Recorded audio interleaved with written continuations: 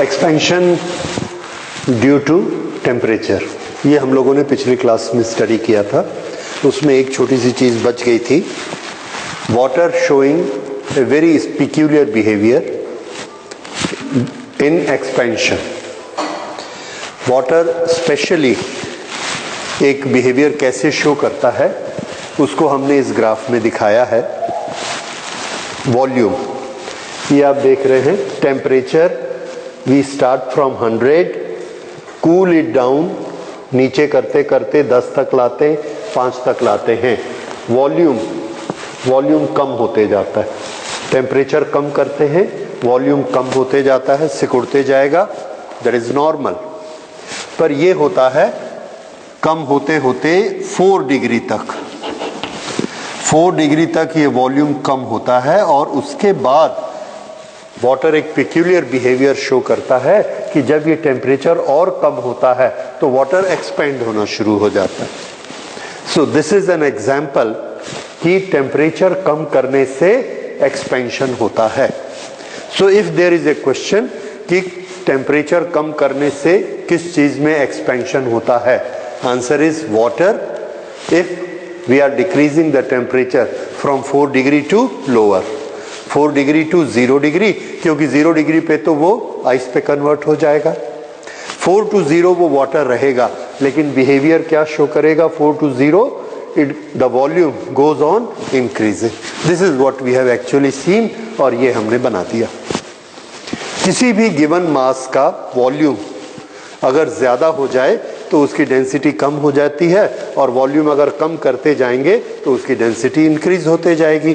तो यहाँ पर इसकी डेंसिटी इंक्रीज होते जाती है from 100 to 4।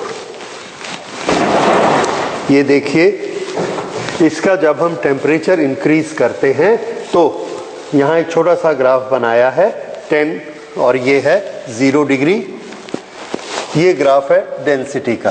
So density shows कि 4 डिग्री पर इसकी डेंसिटी मैक्सिमम होती है। Water has maximum density at 4 degree. अगर इसका टेम्परेचर इंक्रीज करते हैं तो ये वाटर लाइटर होते जाता है, हल्का होता है, और अगर इसका टेम्परेचर 4 से कम करते हैं तो भी ये पानी हल्का होते जाता है, डेंसिटी कम होते जाती। तो इस तरह से इधर और इधर दोनों तरफ डेंसिटी कम होती है। ये पानी का एक स्पेशल फीचर है। So water shows maximum density at 4 degree Celsius, minimum volume, maximum density. So इसको नोट कर लेते हैं।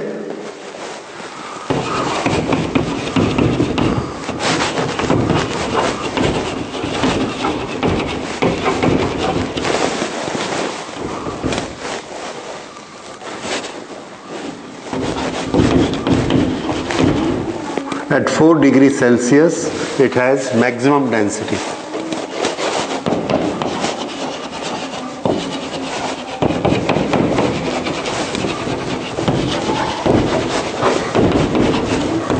At 4 degree, it has maximum density, that is minimum volume.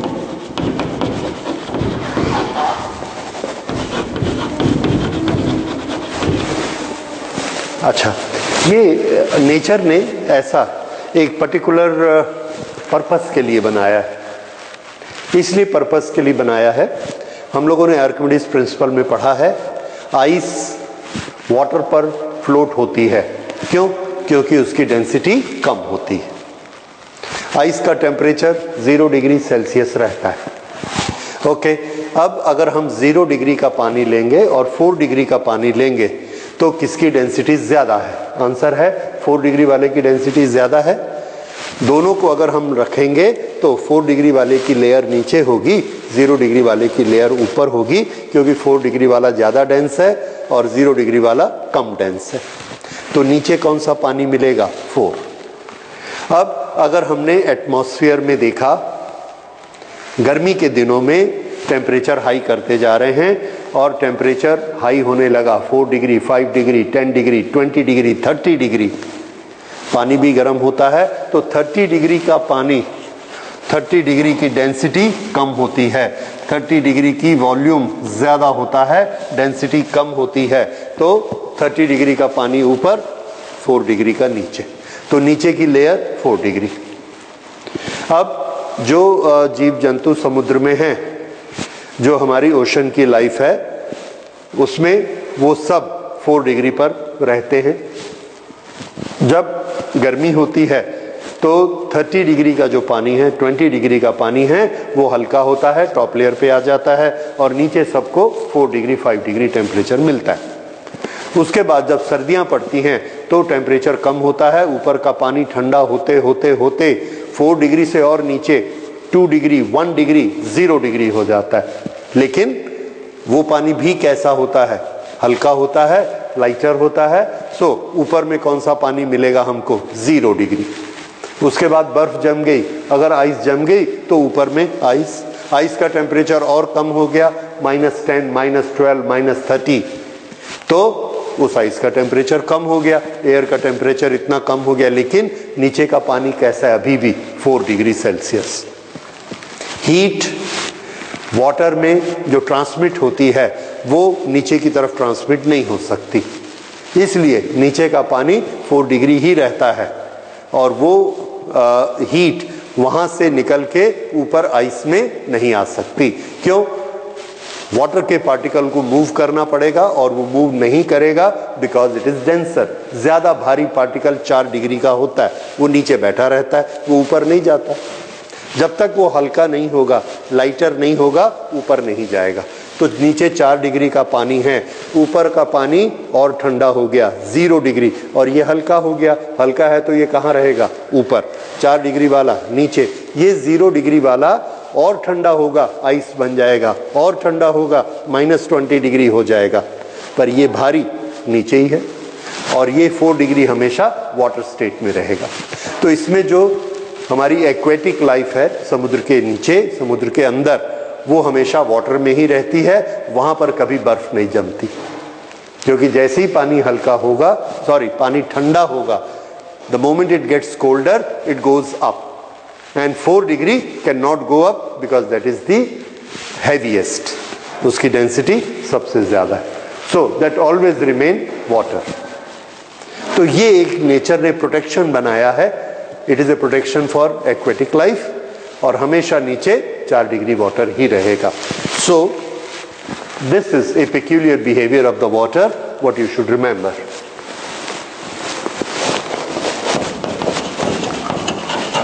It saves aquatic life. Okay, तो ये एक चीज हमको पानी के बिहेवियर के लिए याद रखनी है, और इसको नोट कर लीजिए। ये डेंसिटी बहुत थोड़ा सा डिफरेंस आता है, आप देख रहे हैं डेसिमल के बाद 3 फिगर तक सब 999 है डेंसिटी, सिर्फ 4th फिगर में जाके चेंज आता है। It is such A small change. इसमें भी और इसमें भी दोनों के चेंजेस बहुत छोटे हैं, पर हैं। Okay, so this was behaviour of water. Now we come to today's topic, and that is specific heat.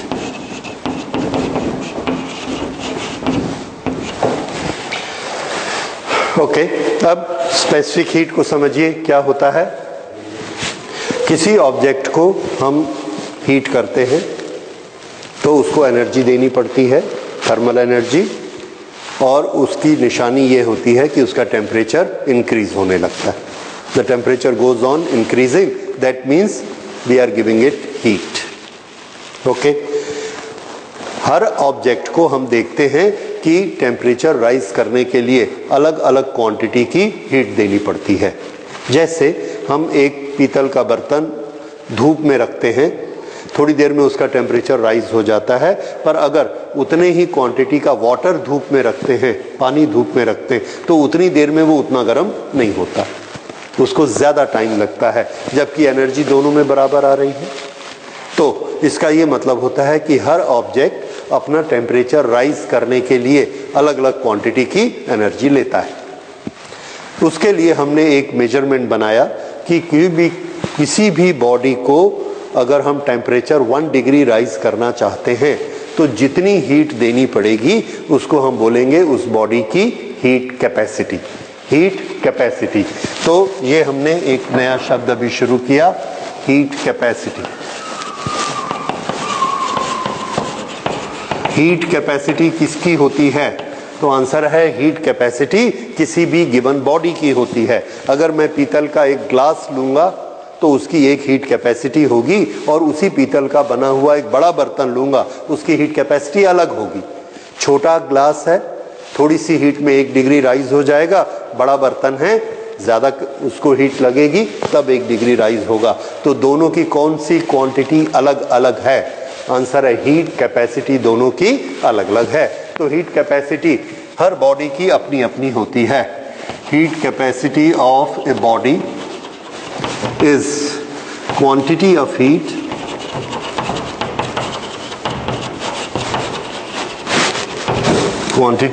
required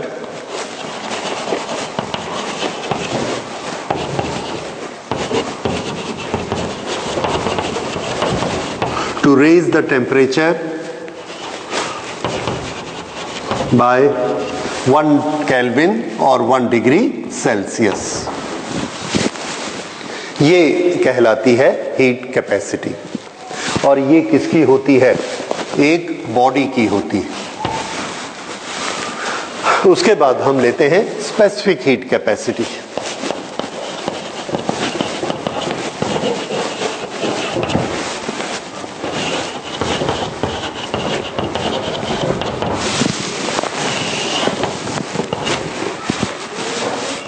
specific heat capacity,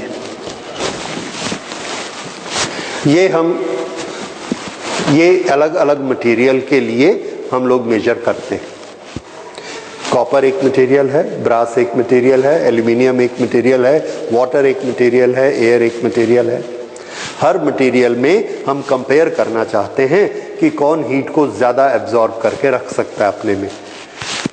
इसके लिए हम उनको हीट देते हैं। अगर हमको उनका फेयर कंपैरिजन करना है तो ये बड़ा ज़रूरी है कि सबकी क्वांटिटी भी हम इक्वल लें। तो हमने स्टैंडर्डाइज कर दिया कि सबकी क्वांटिटी हम यूनिट मास लेंगे, 1 किलो। जब हम अलग अलग बॉडी की बात कर रहे थे तो जो भी बॉडी का वेट था उतना पूरा वेट लेते थे, पर जब हम स्पेसिफिक हीट की बात करते हैं तो हम कितना लेते हैं? सिर्फ 1 kg ऑफ दैट मटेरियल, और उसका टेम्परेचर 1 डिग्री राइज करते हैं। तो 1 kg का टेम्परेचर 1 डिग्री राइज करने के लिए हमको हीट देनी पड़ेगी, and that quantity will be known as specific heat for that particular material. तो ये किसी मटेरियल की होती है। Specific heat capacity of a material is quantity of heat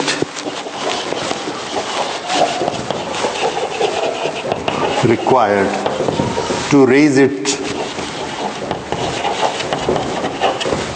raise the temperature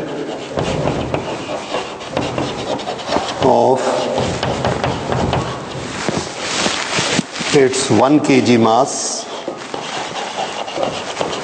by 1 degree Celsius। ये 1 kg लेना है और 1 डिग्री राइज करना है, तो जितनी हीट लगेगी उसको हम क्या कहेंगे? Specific heat. किसकी? उस मटेरियल की।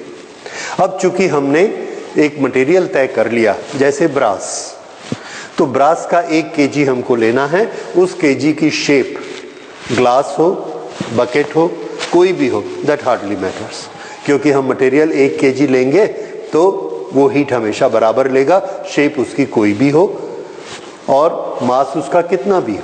अगर उसका मास 9 kg है तो वो ज़्यादा हीट लेगा, पर हम कैलकुलेशन किसकी करेंगे? 1 kg के लिए। इसलिए वो क्वांटिटी आएगी that will be for brass.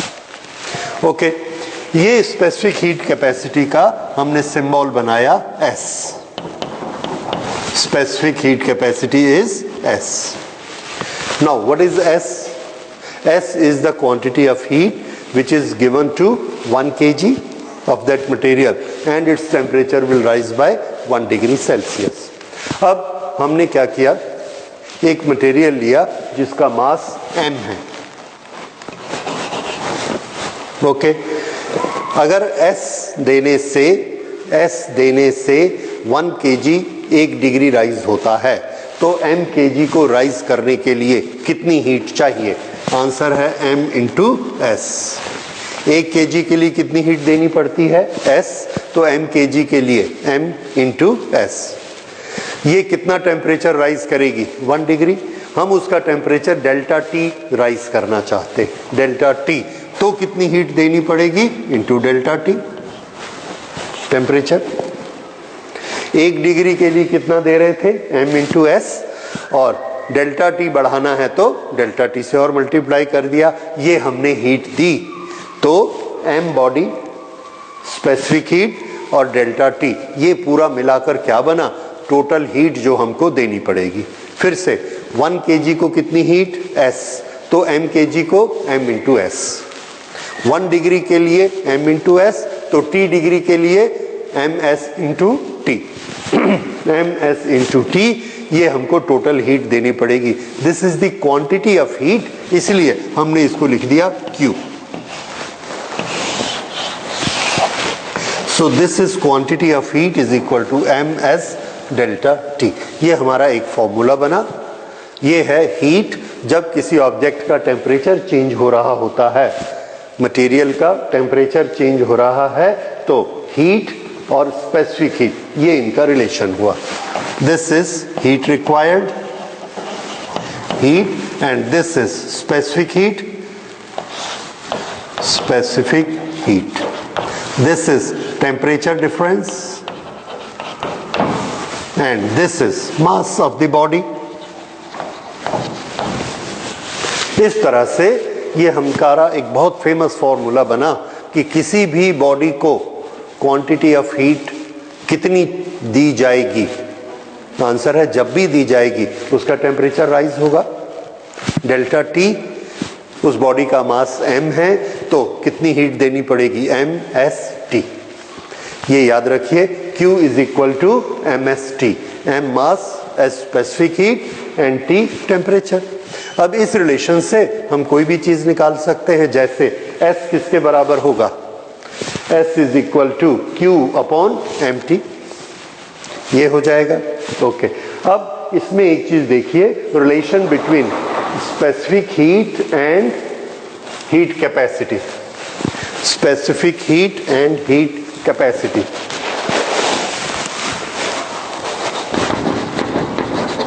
A body has mass m,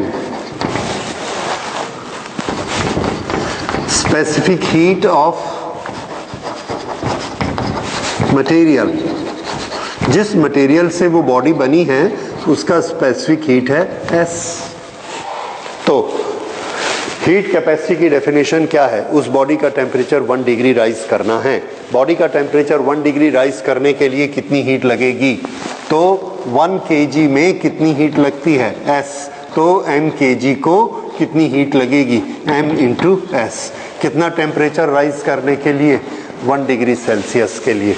अब 1 डिग्री सेल्सियस में m मास की बॉडी को गर्म करने के लिए m इंटू एस हीट लगेगी, और यही किसकी डेफिनेशन है? हीट कैपेसिटी की। सो ये क्या बन गया? This is heat capacity. Heat capacity. तो अब से हम याद रखेंगे हीट कैपेसिटी का फॉर्मूला क्या होता है? Answer, heat capacity is equal to m into S. What is S? Specific heat capacity. तो स्पेसिफिक हीट कैपेसिटी 1 kg के लिए होती है, और उसमें बॉडी का मास kg में मल्टीप्लाई कर देंगे तो हमको क्या मिल जाएगा? Total heat capacity. So this is heat capacity is equal to m into S. तो ये हीट कैपेसिटी और इसका आपस में रिलेशन हो गया। ये स्पेसिफिक हीट कैपेसिटी हमको क्या बताती है? ये बताती है 1 kg को 1 डिग्री राइज करना हो तो कितना हीट हमको देना पड़ेगा। एक और टर्म अब हम इसमें स्टडी करेंगे, and that term is molar heat capacity.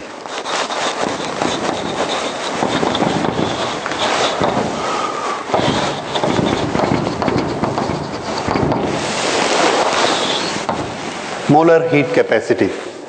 अभी तक हम 2 तरह की हीट कैपेसिटी स्टडी कर चुके हैं। एक बॉडी जैसी है, जितने किलो की भी हो, उसका टेम्परेचर 1 डिग्री राइज करेंगे, जितनी हीट लेगी उसको क्या बोलेंगे? उसकी हीट कैपेसिटी। उस बॉडी का मटेरियल हम सिर्फ 1 kg लेंगे, 1 kg को अगर 1 डिग्री रेज करेंगे, जितनी हीट देनी पड़ेगी उसको क्या बोलेंगे? Specific heat. वो किसकी होगी? उस मटेरियल की, मटेरियल की स्पेसिफिक हीट। अब हम क्या करते हैं, केमिस्ट्री में आप लोग समझते हैं 1 मोल क्या होता है। अब हम वो मटेरियल, सब मटेरियल 1 मोल 1 मोल 1 मोल लेते हैं। क्यों? सबको 1 kg लेने में क्या प्रॉब्लम था कि जो हम 1 मोल 1 मोल 1 मोल लेते हैं? इसलिए लेते हैं कि 1 मोल में नंबर ऑफ मॉलिक्यूल कांस्टेंट होते हैं, एवोगैड्रोस नंबर। तो अगर मैं 1 मोल कॉपर लूंगा और 1 मोल ऑक्सीजन लूंगा, तो दोनों में क्या चीज इक्वल है? Number of molecules.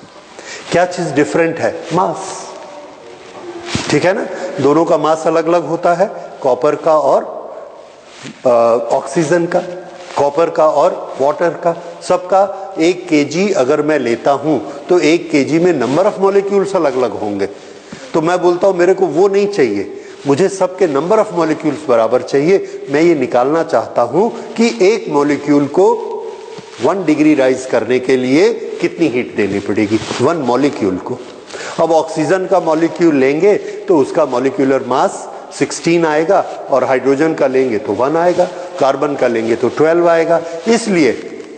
इसलिए अगर हम मॉलिक्यूल की स्पेसिफिक हीट निकालना चाहते हैं तो हमको एक और टर्म बनानी पड़ती है, that is molar heat capacity. तो मोलर हीट कैपेसिटी क्या होगा? बिल्कुल वैसे ही इसकी डेफिनेशन भी बनेगी, heat required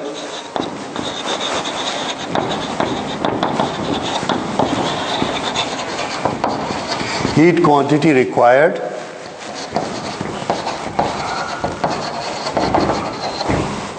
to raise the temperature of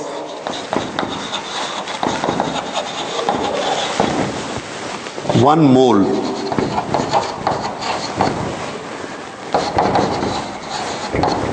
of that material। और ये मटेरियल एलिमेंट हो जरूरी नहीं है, it may be A compound, it may be mixture, anything, but it has to be 1 mole, 1 mole of that material by 1 degree Celsius। ये क्या कहलाएगी? Molar heat capacity. Okay, इस मोलर हीट कैपेसिटी के लिए हम सिंबल बदल देते हैं and we will write it C। C is molar heat capacity। 1 degree rise करने के लिए जितनी हीट देनी पड़ेगी, क्वांटिटी कितनी लेनी है? 1 मोल। ठीक है? ओके। अब यूनिट्स पे चलते हैं। यूनिट क्या क्या होनी चाहिए?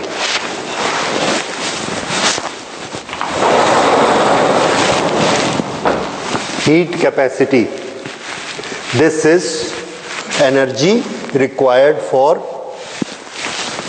1 डिग्री राइज। तो इसकी हीट की यूनिट हम क्या लिखेंगे? हीट कैपेसिटी की यूनिट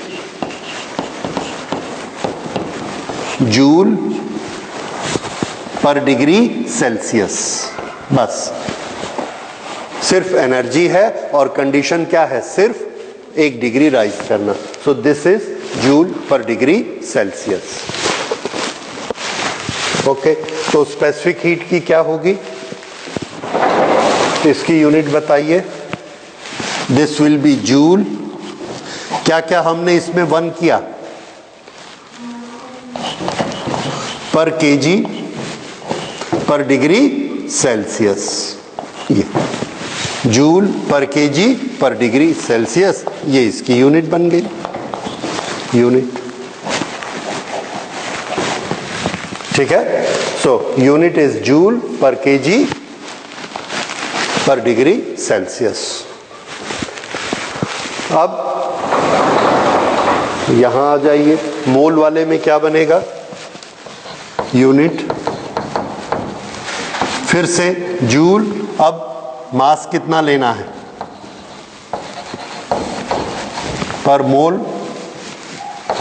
पर सेल्सियस, तो इसको हम लिख सकते हैं दिस इज जूल पर मोल पर डिग्री सेल्सियस।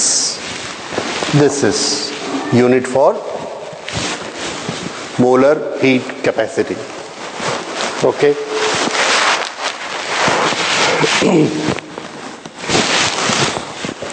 गैसेस में मोलर हीट कैपेसिटी दो तरह की हो सकती है। एक मोल गैस हमने ली और उसको 1 डिग्री टेम्परेचर राइज करना है। ये टेम्परेचर राइज दो तरह से हो सकता है। हम उसको हीट देते हैं और उसका वॉल्यूम अगर बढ़ता है तो उसको बढ़ने देते हैं। वॉल्यूम क्यों बढ़ेगा? हीट देंगे, वॉल्यूम इंक्रीज होगा। तो हम क्या करते हैं, उसको अलाउ करते हैं कि वो अपने वॉल्यूम को इंक्रीज कर ले। जब हम उसको हीट देते हैं तो उसका प्रेशर भी इंक्रीज होता है। जब प्रेशर इंक्रीज होता है तो हमारे पास दो ऑप्शन हैं, या तो उसको हम प्रेस करके रखें प्रेशर कुकर के अंदर, वॉल्यूम नहीं बढ़ने दें तो प्रेशर बढ़ जाएगा। दूसरा हमारे पास ये ऑप्शन है कि उसको हम ओपन में रखें, प्रेशर 1 एटमॉस्फेयर ही रहने दें। उस समय वो क्या करेगी, अपने वॉल्यूम को इंक्रीज कर लेगी, लेकिन उसका प्रेशर वही रहेगा जो एटमॉस्फेयर का प्रेशर था। यानी प्रेशर को हम क्या कर सकते हैं, कांस्टेंट। इस तरह से जब भी हम किसी बॉडी को हीट देते हैं, गैस को हीट देते हैं, there are 2 methods to increase the temperature. 1, keeping the pressure constant, let the volume increase. दूसरे में क्या होगा, keeping the volume constant, let the pressure increase. इन दोनों केसेस में हमने देखा कि हमको हीट अलग अलग देनी पड़ती है। अगले चैप्टर थर्मोडायनेमिक्स में हम स्टडी करेंगे कि जब हमको वॉल्यूम बढ़ाना होता है तो हमको थोड़ा सा एक्स्ट्रा वर्क करना पड़ता है। कांस्टेंट प्रेशर पे वॉल्यूम बढ़ाना पड़ता है तो एक्स्ट्रा वर्क करना पड़ता है, उसके लिए अलग से हीट देनी पड़ती है। तो इसीलिए वॉल्यूम बढ़ाने के लिए हमारा हीट का खर्च ज़्यादा होता है, हीट के एक्सपेंसेस ज़्यादा होते हैं। So therefore at constant pressure and constant volume the heat is different। अब आप बताइए किसमें हीट ज्यादा खर्च होनी चाहिए? कांस्टेंट प्रेशर पे हीट ज्यादा खर्च होगी क्योंकि वॉल्यूम भी एक्सपेंड हो रहा है and we are spending heat on that also. So first thing, this molar specific heat is of 2 types.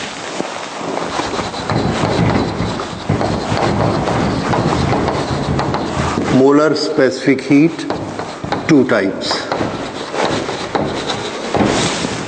1 CP, this is molar specific heat at constant pressure, at constant pressure।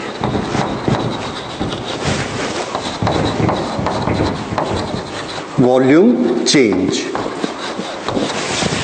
दूसरा CV,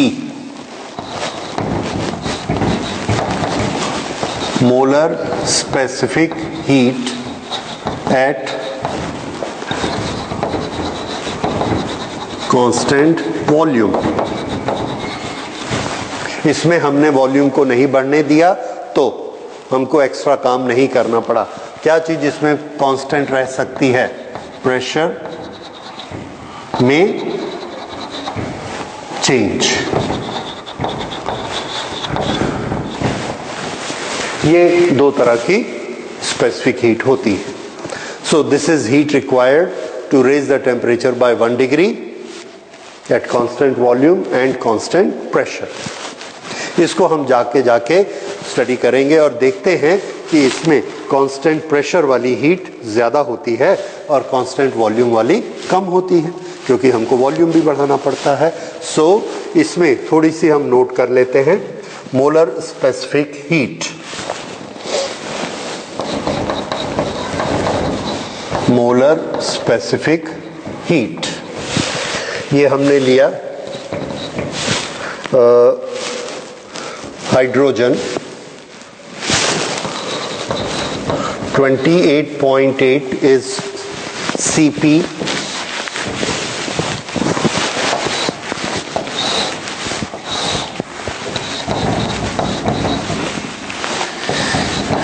hydrogen.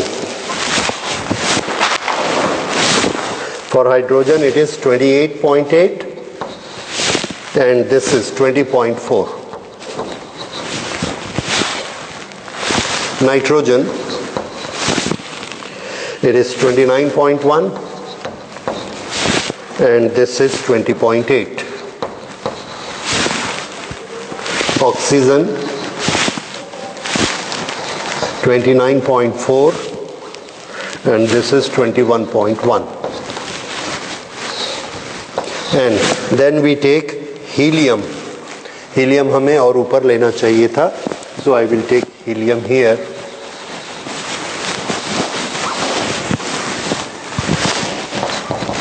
Helium, this is 20.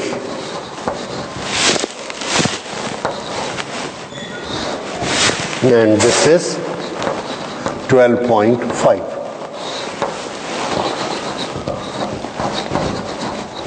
Molar specific heat Cp and Cv. और इसके बाद हम एक और लेते हैं CO2. CO2 it is 37 and this is 28.5. Okay हमने अभी इसको चेक किया और इसको बनाया. इसकी डिटेल हम लोग आगे थर्मोडायनेमिक्स में पढ़ेंगे, लेकिन एक चीज देखिए, हीलियम की स्पेशलिटी क्या है. This is A mono atomic gas. Helium का एक मॉलिक्यूल में एक एटम होता है. हाइड्रोजन, नाइट्रोजन और ऑक्सीजन के एक मॉलिक्यूल में दो दो एटम होते हैं. तो जितनी दो एटम वाली गैसेस हैं ये सब 29 के आसपास Cp रखती हैं, भले उसका मास कम हो भले उसका मास ज्यादा हो. इसका ये मतलब है मास से फर्क नहीं पड़ता. एक मोल डाई एटॉमिक की हीट कैपेसिटी 29 अप्रॉक्सीमेट होती है और Cv अप्रॉक्सीमेट 21 होती है. भले उसका मास 2 हो भले उसका मास 32 हो, कोई फर्क नहीं पड़ता. तो इससे हमको एक चीज समझ में आती है कि मोलर स्पेसिफिक हीट सबकी बराबर होती है एक मोल के लिए. ठीक है, स्पेसिफिक हीट अलग अलग होगी लेकिन मोलर स्पेसिफिक हीट सबकी एक ही होगी. इसका क्या मतलब है कि हमको 32 ग्राम्स ऑक्सीजन को हीट करने में, 1 डिग्री राइज करने में जितनी हीट लगेगी उतनी ही हीट हमको किसमें लगेगी, हाइड्रोजन के 2 ग्राम को गर्म करने में. 2 ग्राम में हाइड्रोजन में और 32 ग्राम्स ऑफ ऑक्सीजन, दोनों एक बराबर हीट लेंगे. क्यों? क्योंकि दोनों में नंबर ऑफ मोल्स इक्वल है और हर मॉलिक्यूल बराबर बराबर हीट लेता है. ठीक है, ये समझ में आया. तो जब हम स्पेसिफिक हीट निकालने जाएंगे तो देखेंगे कि 32 ग्राम 32 ग्राम ऑक्सीजन को 1 डिग्री गर्म करना है और 2 ग्राम हाइड्रोजन को 1 डिग्री गर्म करना है. दोनों में बराबर हीट लग रही है. तो हम क्या बोलेंगे, हाइड्रोजन बहुत हीट लेती है क्योंकि वो 2 ही ग्राम है. अगर 32 ग्राम हाइड्रोजन लेंगे तो वो उससे 16 टाइम्स ज्यादा हीट लेगी, तब जाके वो गर्म होगी. ओके, तो ये एक अलग क्वांटिटी बन गई. This is molecular specific heat. जबकि स्पेसिफिक हीट हम देखते हैं, स्पेसिफिक हीट, स्पेसिफिक हीट के मटेरियल देखिए. इसकी स्पेसिफिक हीट, स्पेसिफिक हीट में एक ही चीज मिलेगी हमको. Okay, aluminium it is 900. ये क्या होगा, जूल पर केजी पर degree kelvin. Okay, carbon 506.5. Silver is 236. Copper is 386. उसको सीरियल में लिखते हैं.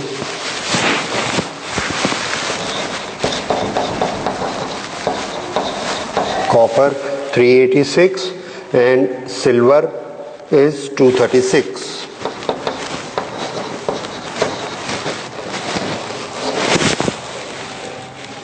उसके बाद वाटर, अब लिक्विड को लेते हैं तो वाटर,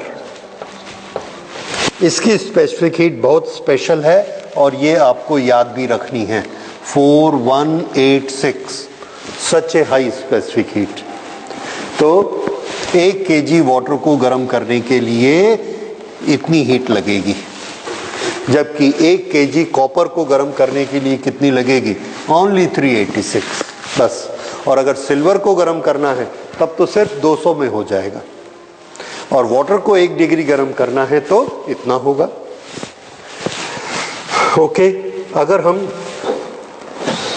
नॉन कंडक्टर्स लेते हैं तो आइस की स्पेसिफिक हीट वाटर से कम होती है लेकिन बहुत होती है। Glass 840, okay, iron 450, kerosene 2118, oil 1965 and mercury 140.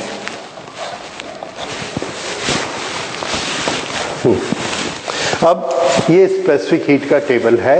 इस स्पेसिफिक हीट के टेबल से हमको क्या क्या पता लगता है ये थोड़ा सा आपको समझना आना चाहिए। देखिए, एक बीमार आदमी जिसका बॉडी टेम्परेचर बहुत कम हो गया है, हम उसकी बॉडी को हीट देना चाहते हैं, तो हम कोई एक चीज़ गर्म करते हैं और बॉडी के साथ ऐसा टच करते हैं, हीट इसमें चली जाती है और ये वाला मटेरियल जिसको हमने ऐसे टच किया ये ठंडा हो जाता है, फिर से गर्म करके लाना पड़ता है। तो हम क्या चाहते हैं कि एक बार में ये ज़्यादा से ज़्यादा हीट लेकर आए, काफ़ी देर तक हीट देता रहेगा, फिर जब इसका टेम्परेचर कम हो जाएगा फिर से इसको गर्म करेंगे, फिर गर्म करके ले आएंगे, बहुत देर तक हीट देता रहेगा। तो इसका स्टोर कैसा होना चाहिए, इसकी स्पेसिफिक हीट कैसी होनी चाहिए, ज़्यादा या कम?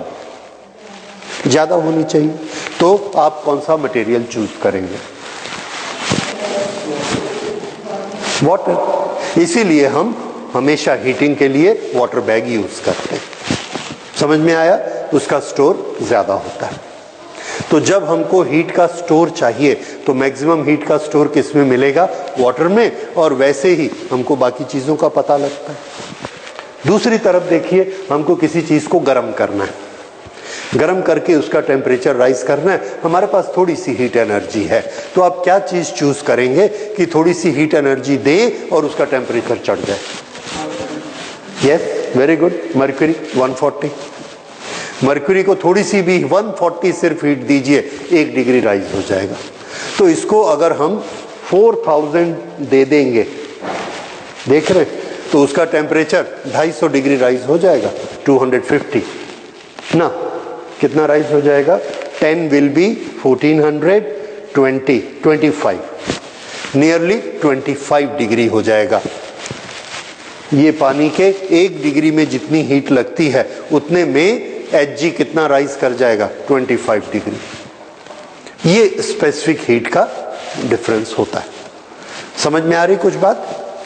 ओके, सो ये हमको याद रखना है। हीट स्टोरेज में ये बहुत इन्वॉल्वमेंट है स्पेसिफिक हीट का, राइट? ओके, सो ये स्पेसिफिक हीट के बारे में हो गया। अब हम स्पेसिफिक हीट किसी ऑब्जेक्ट की कितनी है उसको नापने के लिए ना एक मेथड यूज करते हैं। हीट की पुरानी यूनिट है कैलोरी, और हम कहीं नोट कर लेते हैं, अभी हम उसको यूज नहीं करते हैं, पर याद रखिए कभी जरूरत पड़ती है। 1 calorie is equal to 4.186 joule. ये कन्वर्जन है SI system and common system. ये जो पहले हमारा प्रैक्टिकल सिस्टम था 1 कैलोरी। 1 कैलोरी हमने क्या बनाया था, 1 ग्राम पानी लो, 1 डिग्री राइज करो, जो हीट लगेगी दैट इज 1 कैलोरी। ये CGS सिस्टम में हुआ करता था। लेकिन फिर हमने SI सिस्टम अडॉप्ट किया। SI सिस्टम में हमने निकाला कि that is energy, heat is a energy, work done is also energy, then why we should have 2 units. तो हमने एक ही यूनिट बना लिया, जूल। तो हीट को भी हम जूल में एक्सप्रेस करने लगे। फिर हमने दोनों को कन्वर्शन करके देखा कि अगर हम कैलोरी में नापें और जूल में नापें तो 1 कैलोरी में कितना जूल मिलता है, 4.186 जूल। पहले ये एक्सपेरिमेंट भी आपके सिलेबस में था कि जूल टू कैलोरी कन्वर्जन को कैसे मेजर करते, but now it is removed because it has got only historical importance. Higher classes में आप पढ़ेंगे। अभी हम सिर्फ रिजल्ट याद रखते हैं that 1 calorie unit is equal to 4.186 in joule unit, और इसको भी हम अप्रॉक्सीमेट कर लेते हैं 4.2। तो हमको जब भी कन्वर्शन लगेगा हम क्या यूज करेंगे, 4.2। ठीक है, 4.2 जूल पर ये हीट होती है पर ग्राम। ओके, इसीलिए आप ये देखिए ये कहां से आया, दिख रहा है 4186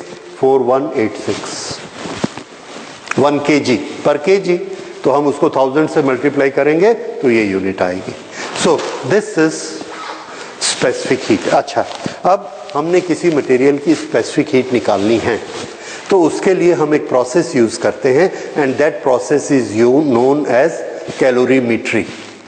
कैलोरीमेट्री, क्योंकि कैलोरी क्या था, हीट से रिलेटेड यूनिट था। तो जैसे थर्मामीट्री क्या मेजर करती है, टेम्परेचर, इसी तरह से कैलोरीमेट्री क्या मेजर करेगी, हीट कैपेसिटी और स्पेसिफिक हीट और मोलर स्पेसिफिक हीट, जो भी करेंगे। तो जब हम हीट का मेजरमेंट करते हैं द प्रोसेस इज कैलोरीमेट्री, जब टेम्परेचर का मेजर करते हैं तो थर्मामीट्री, करंट का मेजर करते हैं एम्पियर मीटर, वोल्टेज का करते हैं वोल्ट मीटर। ओके, तो ये कैलोरीमेट्री कैसे की जाती है। कैलोरीमेट्री के लिए हमारे पास कोई एक इक्विपमेंट नहीं होता, ये एक प्रोसेस होती है। उस प्रोसेस से हम निकालते हैं कि स्पेसिफिक हीट कितनी होगी किसी ऑब्जेक्ट की। इस प्रोसेस के लिए हमको एक चीज़ यूज़ करनी है, और वो है कि कोई भी 2 बॉडी को अगर हम आपस में कंबाइन करते हैं, 2 बॉडीज को आपस में कंबाइन करते हैं तो heat will flow from higher temperature to lower temperature, higher to lower. Okay, लेकिन एक प्रिंसिपल हमको याद रखना है, that is conservation of energy. इसका ये मतलब है कि इसमें से जितनी हीट एनर्जी आउट होगी उतनी ही हीट एनर्जी इसमें इन होगी। भले इसमें इन हो, भले इसमें भी इन हो, लेकिन लॉस नहीं होगी। So if we don't allow any third thing to come in contact, there are only 2 objects in contact, तो हम ये कह सकते हैं the heat given out by one body is equal to heat taken out by the other body।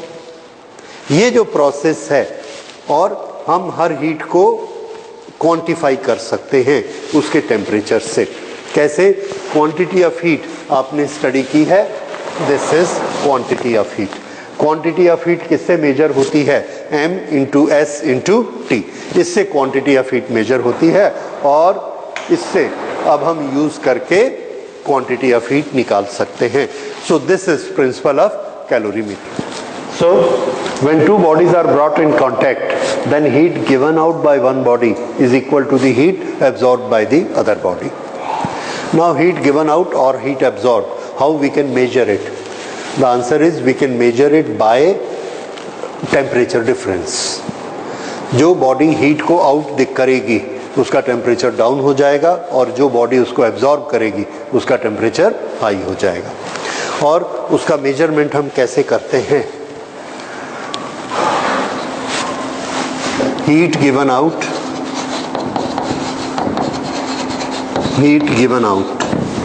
This quantity is equal to mass of the body number 1, specific heat of the body number 1 and temperature difference created in body number 1. This is the heat difference or the heat given out by body number 1. And heat taken by body number 2, this is heat given out, और ये है heat taken. इसको कैसे count करेंगे? मास of the body m2, specific heat S2 and increase or decrease in temperature delta T2. So M2 S2 delta 2 will give the heat absorbed by the body number 2. ठीक है, ये हमारा heat का calculation है. But by conservation of energy we know that these two heat should be equal.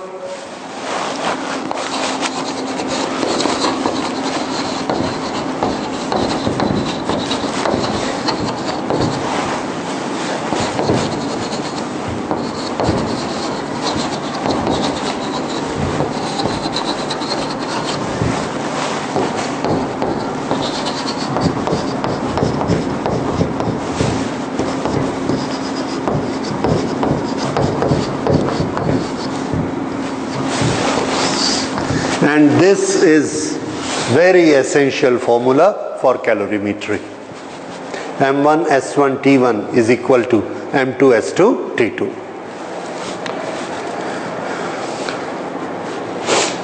दो bodies हैं, दोनों आपस में हीट एक्सचेंज कर रही हैं. एक का टेम्परेचर कम हो जाएगा, एक का टेम्परेचर हाई हो जाएगा. दोनों का कैलकुलेशन क्या होगा? हीट का कैलकुलेशन MST, दूसरी का भी MST.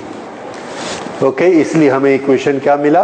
M1 S1 T1 is equal to M2 S2 T2. ये जो इक्वेशन है, इस इक्वेशन में हम कोई भी एक अननोन क्वांटिटी को कैलकुलेट कर सकते हैं. This is calorimetry, right? अब इस कैलोरीमेट्री से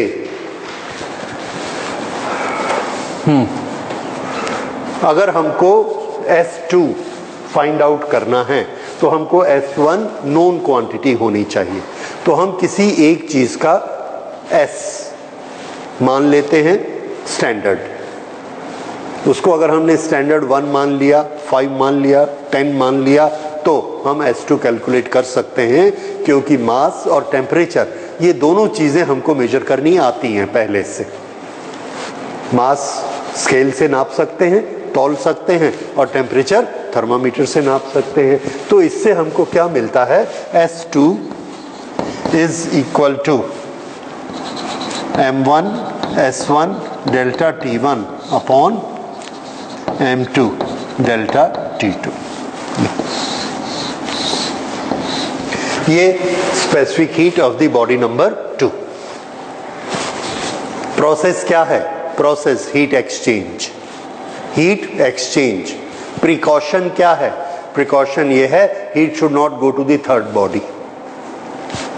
हाँ, ये हो सकता है कि अगर एक से ज्यादा बॉडी इन्वॉल्व हो तो हम सबकी कैलकुलेशन कर लेंगे. एक तरफ होंगी हीट देने वाली बॉडीज, एक तरफ होंगी हीट लेने वाली bodies. If there are more than one bodies तो हीट देने वाली सब एक तरफ, MST for body number 1, MST body number 2, MST body number 3, सब ने हीट दिया. लेने वालों में फिर से MST MST MST, चार बॉडी ने टेम्परेचर लिया. Heat given is equal to heat taken. फिर से हम उसमें मैथमेटिक्स लगा के कुछ भी निकाल सकते. तो प्रिंसिपल जो हमारे दिमाग में रहना चाहिए वो ये है कि heat given is equal to heat taken. और हीट की कैलकुलेशन क्या होती है?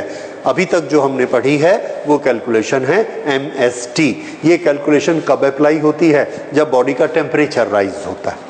जब बॉडी का टेम्परेचर राइज होता है उस हीट के लिए ये कैलकुलेशन है MST. कोई और तरह की हीट होगी तो उसकी कैलकुलेशन अलग होगी, वो हम थर्मोडायनेमिक्स में पढ़ेंगे. ये सिर्फ कौन सी हीट है? जो टेम्परेचर को राइज करती है. ओके, तो इस तरह से हम स्पेसिफिक हीट मेजर कर सकते हैं. और इसके लिए हमारे पास लैब में एक इक्विपमेंट होता है, उस इक्विपमेंट को हम लोग यूज़ करते हैं. ये कैलोरीमीटर कहलाता है. कैलोरीमीटर प्रैक्टिकली आप इसको लैब में करके देखेंगे. This is calorimeter.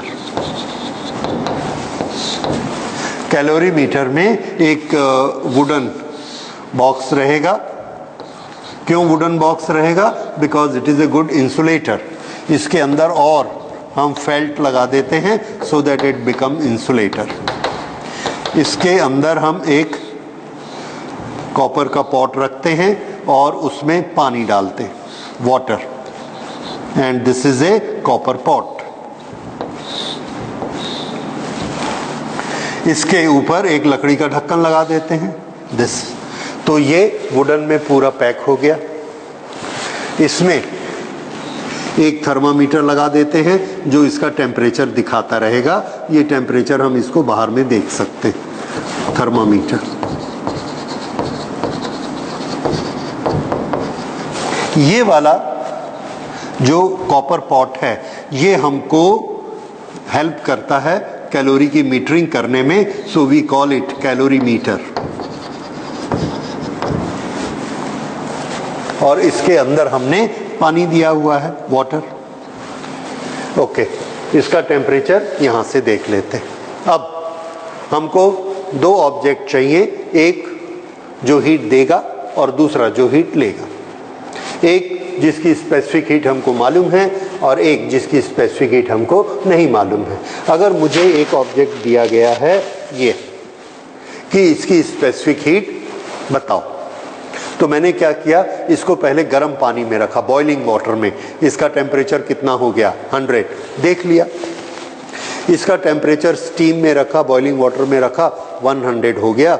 इसका मास हम पहले ही तौल चुके हैं। Suppose this is body number 1, तो इसका मास कितना होगा? इसका मास हुआ m1। स्पेसिफिक हीट हमको नहीं मालूम। ओके, इसका टेम्परेचर पहले हमने गर्म कर लिया 100। उसके बाद हमने क्या किया, इसको ढक्कन को खोला और ढक्कन को खोल के इसको धागे से इसमें लटका दिया, ढक्कन को बंद कर दिया। ओके, ढक्कन को बंद कर दिया और ये बॉडी इसमें आ गई, ऐसे। अब जब ये बॉडी इस वाटर में आ गई, इसको हमने थोड़ा सा हिलाना शुरू कर दिया ताकि वाटर सब जगह मिक्स होके एक जैसा टेम्परेचर हो जाए। और उसके लिए यहाँ पर एक तार लगी रहती है, this we call as stirrer. हिलाने वाली चीज, स्टिर करने के लिए स्टिरर। ओके, तो ये हम इसमें से एक धागा निकालते हैं, इसको ऑब्जेक्ट को अंदर लटका के हमने पानी में डुबा दिया। ओके, इसको पानी में डुबाने के बाद इसको हमने स्टिर किया। स्टिर करके वाटर का टेम्परेचर यूनिफॉर्म कर लिया। जब ये वाटर टेम्परेचर यूनिफॉर्म हो गया तो फिर से हमने इसका टेम्परेचर पढ़ लिया वाटर का। ठीक है, ये हमारी रीडिंग होती है। बस अब इसका हम मास नाप लेते हैं वाटर का। तो हमारे पास ऑब्जर्वेशन क्या क्या हो गए? For unknown material, unknown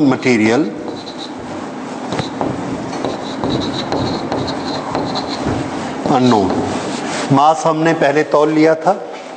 specific heat हमको नहीं मालूम करनी है। इनिशियल टेम्परेचर उसका कितना था? 100। जब इसमें आया और ठंडा हो गया, जितना होना था हो गया, उस टेम्परेचर को हमने यहाँ से पढ़ लिया।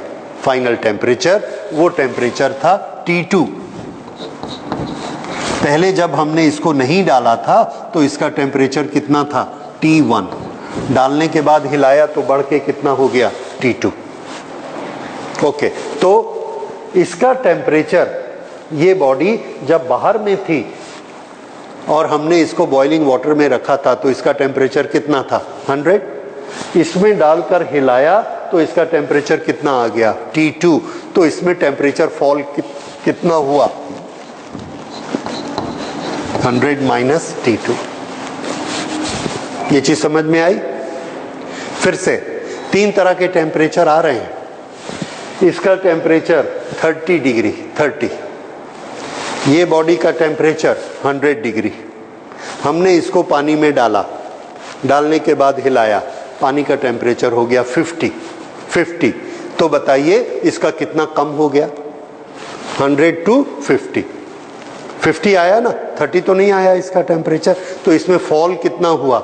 100 माइनस 50 और पानी में राइज कितना हुआ, वो शुरू में क्या था 30 और गर्म होके कितना हो गया 50। तो वाटर का जब टेम्परेचर काउंट करेंगे तो कैसे काउंट करेंगे, T2 माइनस T1, और इसका टेम्परेचर फॉल काउंट करेंगे, वो कैसे करेंगे 100 माइनस T2, क्योंकि ये T2 के नीचे नहीं गया, तो ये आ गया 100 माइनस T2।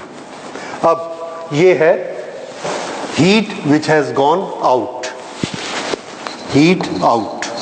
अब बताइए पानी को कितनी हीट मिली, यहां पर पानी का मास हमने पहले बाहर तौल लिया था, वो मास था पानी का M2। पानी की स्पेसिफिक हीट हमको मालूम है S2। टेम्परेचर राइज कितना, ये इसका temperature rise T2 minus T1, ठीक है। और ये हीट गिविंग और ये हीट टेकिंग, गर्म चीज ने हीट दी, ठंडी चीज ने हीट ली, इसलिए दोनों के बीच में क्या लगाया, इक्वल। ये बात समझ में आई।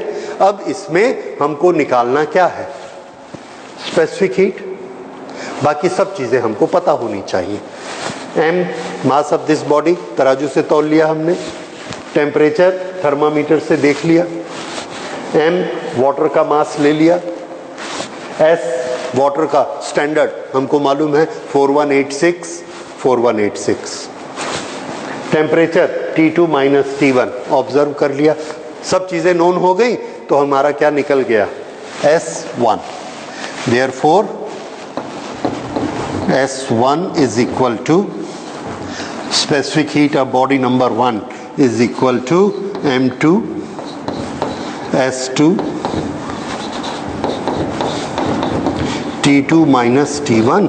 This is to be divided by M1 into 100 minus T2। अगर हम इसको 100 से लाए हैं तो, अगर 100 से नहीं लाए, हमने और एक ऊंची भट्टी में गर्म किया जहां टेम्परेचर 200 था, तो 200 लिख देंगे। 300 से लाए हैं तो 300 लिख देंगे।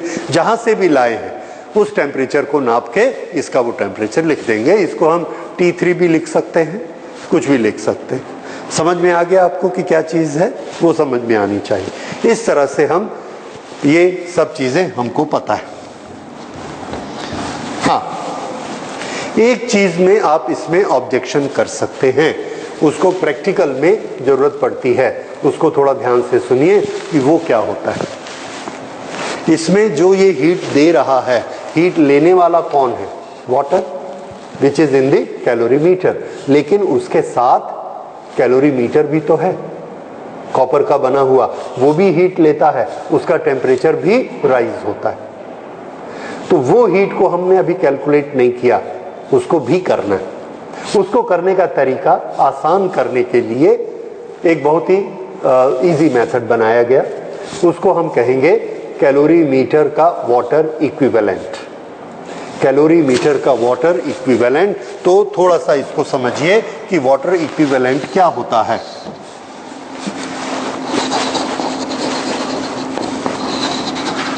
Water equivalent of calorimeter. Okay, इस कैलोरीमीटर को हमने गर्म किया। देखिए, इसको हम देते हैं कुछ हीट और इसका टेम्परेचर राइज करता है। मान लीजिए इस कैलोरीमीटर का मास 100 ग्राम है, 100 ग्राम। उसको जब हम हीट देते हैं उसका टेम्परेचर राइज होता है और उसमें कुछ हीट लगती है। उतना ही हीट हम पानी को दें और उसका टेम्परेचर 1 डिग्री राइज करें तो थोड़े से पानी को ही कर पाएगी, वो थोड़े से पानी को ही कर पाएगी। जैसे 5 ग्राम पानी को, 5 ग्राम पानी को हमने 1 डिग्री गर्म करना है और हमको हीट लगती है Q। कितने पानी को, 5 ग्राम। सेम हीट अगर हम कैलोरीमीटर को देते हैं तो भी वो 1 डिग्री राइज करता है। वाटर 5 ग्राम 1 डिग्री राइज। यही हीट हमने दी कैलोरीमीटर को। कैलोरीमीटर m ग्राम का है, 1 डिग्री राइज होता है। कैलोरीमीटर का मास कितना है? m ग्राम। हीट कितनी दे रहे हैं हम उसको? Same, Q। टेम्परेचर कितना राइज हो रहा है? 1 डिग्री। तो एक जैसी हीट हमने दोनों को दी, 1 डिग्री दोनों का राइज हुआ, तो हम क्या बोलेंगे कि कैलोरीमीटर का जो भी मास है वो मास 5 ग्राम पानी के बराबर है। क्यों? क्योंकि 5 ग्राम वाटर उतनी ही हीट ले रहा है जितना हमारा ये कैलोरीमीटर लेता है।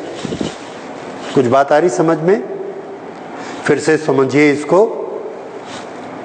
5 ग्राम पानी को, 5 ग्राम वाटर को 1 डिग्री राइज करने के लिए कितनी हीट लगती है? Q। उतनी ही हीट से हमारा कैलोरीमीटर भी कितना राइज हो जाता है? 1 डिग्री। तो 5 ग्राम को हम क्या बोलेंगे? Water equivalent of calorimeter.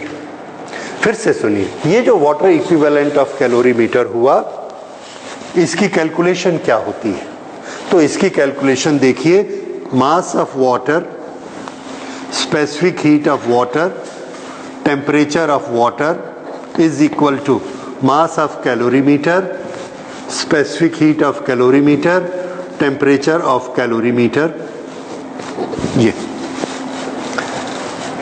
इस इक्वेशन में दोनों के टेम्परेचर को हमने क्या कर दिया? 1। तो ये कैंसल हो गए।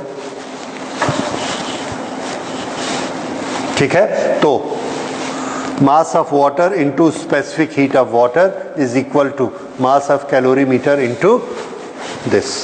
अब जब हम Q बनाने जाते हैं, Q, तो पानी के लिए Q का फॉर्मूला क्या है? MS into delta T.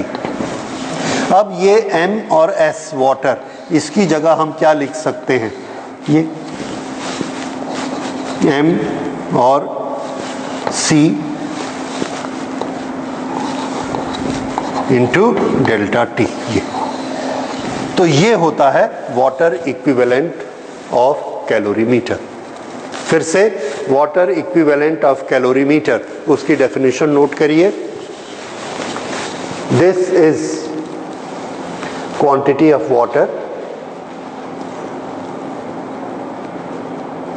which has same heat capacity, which has same heat capacity as that of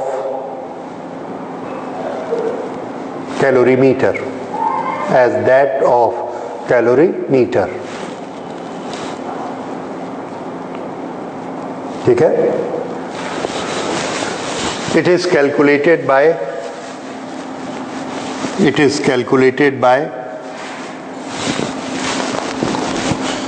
mass into specific heat of calorimeter material, mass into specific heat, MS।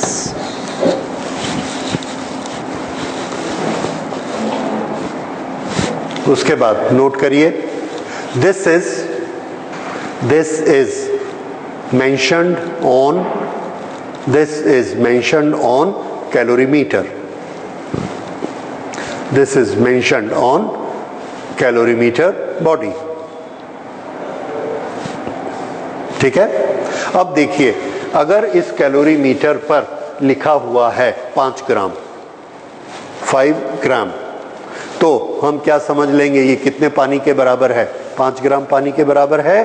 तो इसमें जो हमने water का मास लिया, water का मास ये है, इस मास में हम उसको 5 ग्राम को जोड़ेंगे।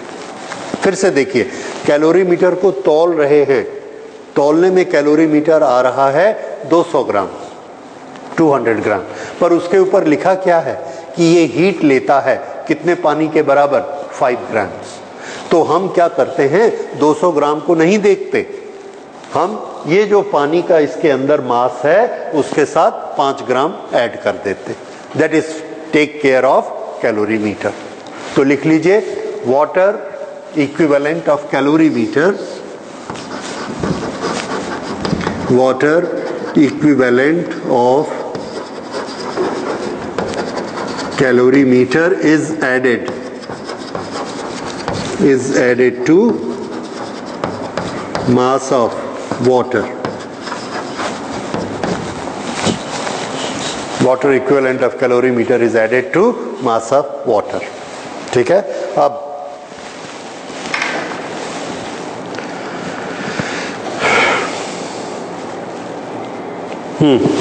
एक न्यूमेरिकल नोट करिए. An aluminium sphere, an aluminium sphere of 0.047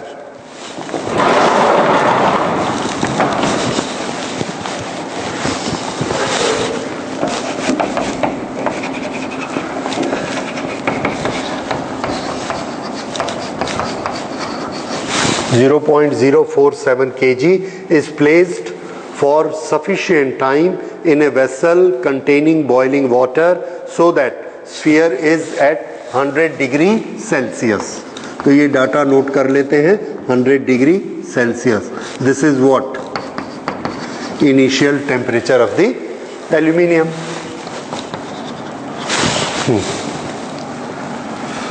It is then immediately transferred to a 0.14 kg copper calorimeter. Copper calorimeter, which is 0.14 kg.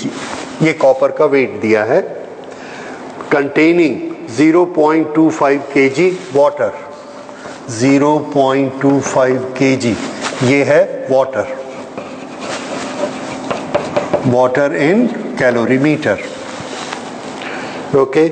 Eight 20 degree Celsius. ये दोनों किस पर हैं? 20 degree Celsius. Okay. The temperature of water rise. जैसे हम aluminium इसमें डालते हैं 100 का, the temperature of water rise and attain steady state at 23 degree.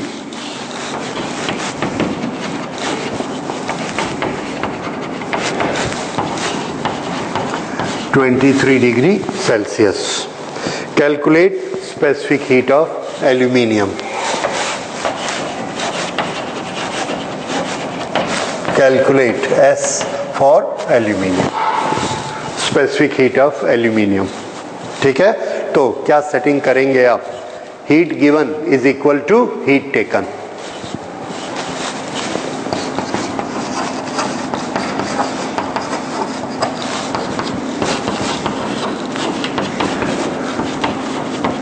Heat taken में कौन कौन है मेंबर हीट लेने वाले?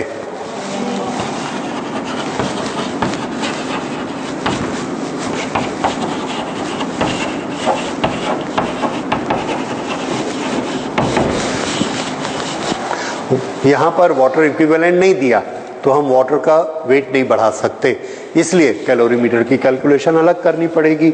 और heat given by aluminium.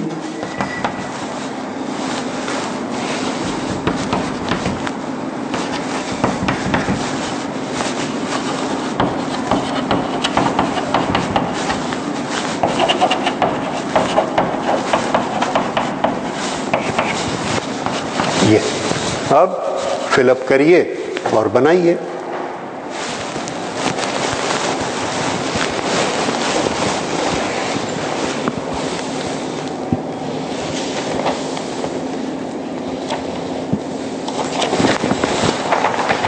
Water की स्पेसिफिक हीट आप अपनी मेमोरी से यूज करेंगे.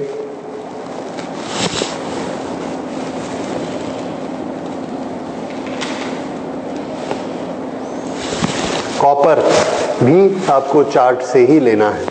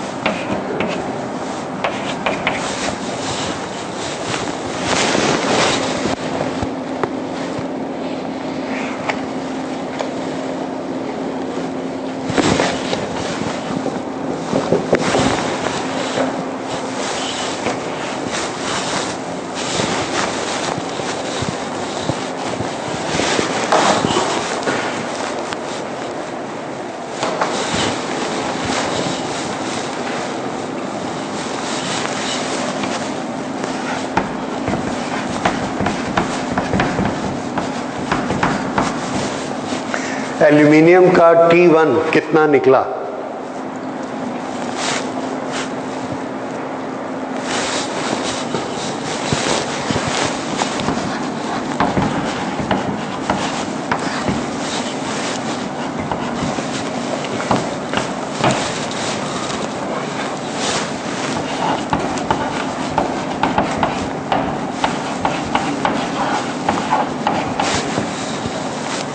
वाटर का टेम्परेचर कितना राइज हुआ? 3।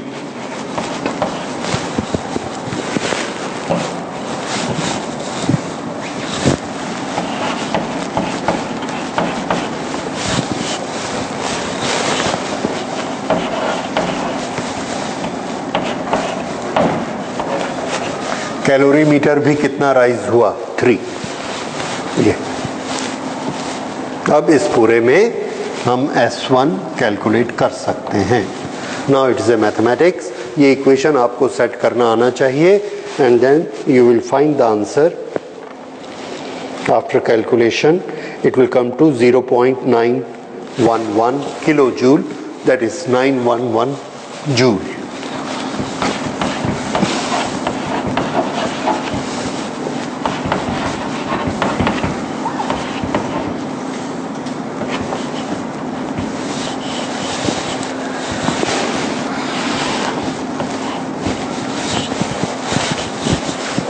This is 911 joule per kg per kelvin. ठीक है, तो आप मैथमेटिक्स करेंगे आ जाएंगे। आपका इक्वेशन देख लीजिए बिल्कुल ऐसा सेट हुआ कि नहीं हुआ। ठीक है, बाकी तो कैलकुलेशन करोगे करेक्ट आ ही जाएगा। So this we close specific heat. Next class we will study change of state. Heat का एक और फीचर है कि वो स्टेट को चेंज कर सकती है, तो और लेटेंट हीट, ये दो चीज़ें हम लोग कल की क्लास में स्टडी करेंगे। Thank you.